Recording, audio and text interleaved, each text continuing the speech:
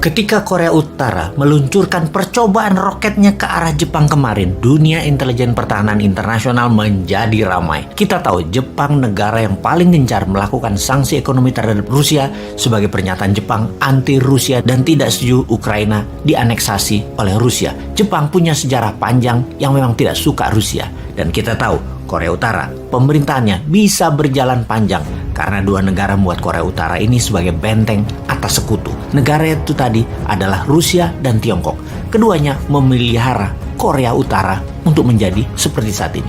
Begini, kita jabarkan tentang rencana Ukraina mau menjadi member NATO itu ibarat negara Meksiko menjadi anggota obornya Tiongkok atau Meksiko gabung dengan Rusia dalam fakta militer. Pasti Meksiko diinvasi oleh Amerika karena Meksiko adalah pagar atau benteng Amerika dari selatan. Ketika Putin mengatakan akan meluncurkan nuklir sebagai deterrent factor atau faktor penggentar, sesaat setelah pernyataan itu meluncurlah roket ke arah Jepang dari sisi timur semenanjung Korea dengan mengatakan uji coba yang dilakukan oleh Korea Utara.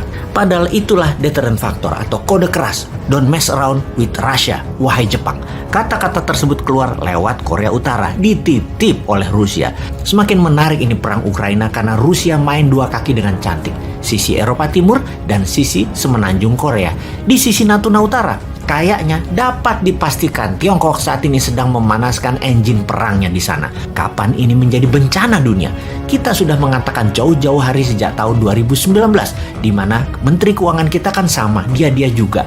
Kita mengatakan ubah strategi ekonomi bernegaranya karena ini bukan masa dunia dalam ekonomi normal. Ini dalam war. Maka ekonomi dan strategi bernegaranya harus berbasis warfare. Economic at war berbeda dengan economic at normal condition. Awalnya perang dagang, kemudian perang petrol dan perang komoditi, lalu perang biologi, kemudian perang cuaca, dan kita ingatkan selalu di awalnya perang dagang, di akhirnya perang militer. Sudah siapkah kita? Indonesia maksudnya sudah siapkah? Video dan pesan itu banyak dan telah menyebar ditonton banyak orang, namun banyak yang skeptis.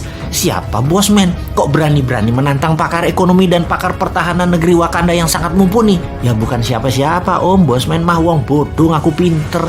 Hanya ada sedikit informasi, ya kita bagi ke masyarakat biar masyarakat yang menilai apakah benar akan ada perang militer, apakah benar akan minyak mentah ke $100, apakah benar BBM akan naik, listrik akan naik, harga pangan akan naik.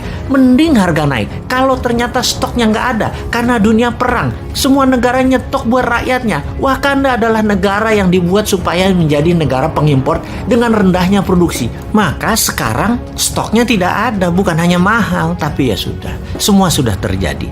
Ada dua analisa besar saat ini.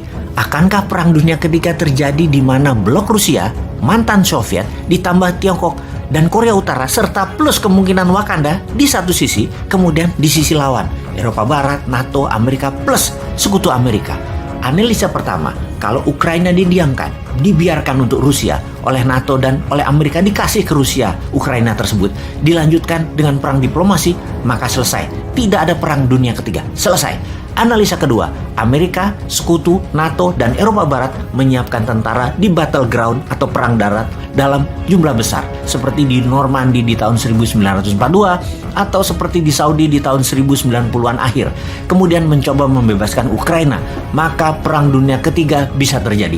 Perang dunia ketiga akan terjadi karena ketika NATO CS membangun kekuatan di Eropa Timur atau di Eropa Barat untuk masuk ke Ukraina, maka di sisi timur, di Indo-Pasifik, Korea Utara bergerak nakal ke Jepang dan Korea Selatan, lalu Tiongkok pasti masuk ke Taiwan.